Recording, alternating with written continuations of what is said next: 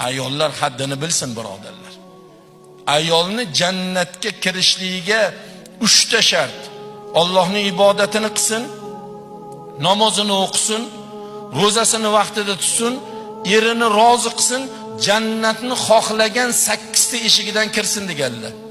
Ibodatni zo'r qilsin, ro'zani zo'r tutsin, er norozi bo'lsa bu ayolga jannat eshigi bekiq.